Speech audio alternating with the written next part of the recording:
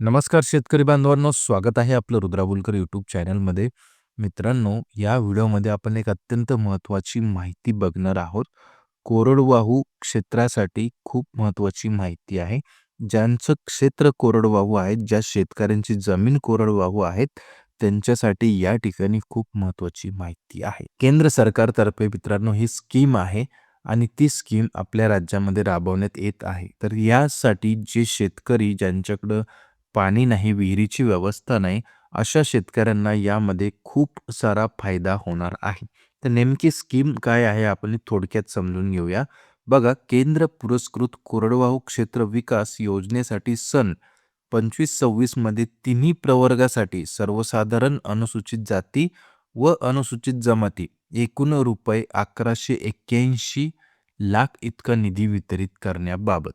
मित्रांनो, आता हा निधी कोणत्या शेतकऱ्यांना वितरित होणार आहे, कशा पद्धतीने वितरित होणार आहे, त्याचे अर्ज कुठं करायचे, काय करायचं, कशा पद्धतीने अर्ज करायचं, हे सर्व आपण या व्हिडिओच्या माध्यमातून बघणार आहोत. बघा मित्रांनो, आता कोरडवाहू क्षेत्र जे आहे, ज्या क्षेत्राला पाणी नाही, अशा शेतकऱ्यांच्या जमिनीला सरकार अनुदान देत आहे. ठीक आहे. आता हे जे अनुदान आहे मित्रांनो, 2800 कोटी रुपयाचं अनुदान या ठिकाणी वाटप होणार आहे.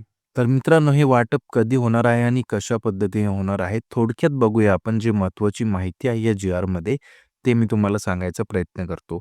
केंद्र शासनाने संदर्भ क्रमांक 9 अन्वये राष्ट्रीय कृषी विकास योजना अंतर्गत कोरडवाहू क्षेत्र विकास योजनेसाठी सन 25-26 करिता वितरित केलेला तिन्ही प्रवर्गाचा दुसऱ्या हप्त्याचा केंद्र हिस्सा रुपये 846 लाख व त्यास आवश्यक समरूप राज्य हिस्सा 564 लाख असा एकूण 1410 लाख इतका निधी वितरित केला आहे. संचालक कृषी प्रक्रिया व नियोजन यांच्या 11 येथील पत्रान्वये केलेल्या विनंतीच्या अनुषंगाने केंद्र शासनाच्या PMRKVY योजनेच्या मार्गदर्शक सूचनांमधील तरतुदीनुसार कोरडवाहू क्षेत्र विकास कार्यक्रमाचा केंद्र हिस्साचा दुसऱ्या हप्त्यातील रक्कम 137 लाख इतका निधी व त्यास अनुरूप राज्य हिस्सा कृषी यांत्रिकीकरण उपअभियान योजनेस अर्ज करण्यात आला आहे.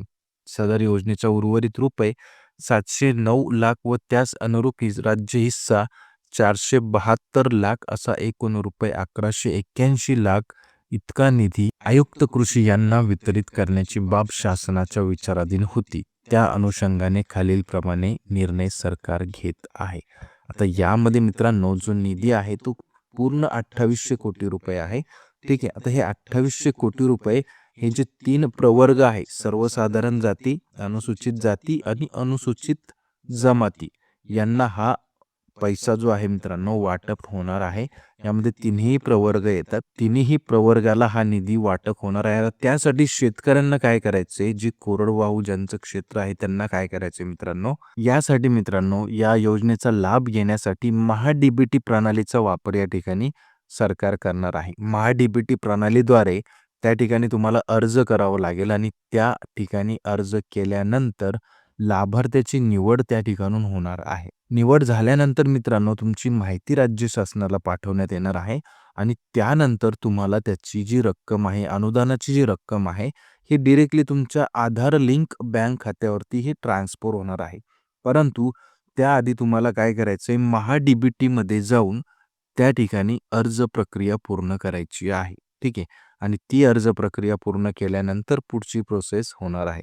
हा पूर्ण जी-आर जर तुम्हाला पाहिजे असेल तर maharashtra.government.in या संकेतस्थळावरती सुद्धा उपलब्ध आहे आणि जसं तुम्ही याआधी महा-DBTमध्ये अर्ज करत होता तसाच अर्ज तुम्हाला आता या ठिकाणी करायचा आहे आणि या योजनेचा लाभ घ्यायचा आहे. महा-DBTची जी वेबसाईट आहे मित्रांनो, ती मी डिस्क्रिप्शन बॉक्समध्ये दिलेली आहे.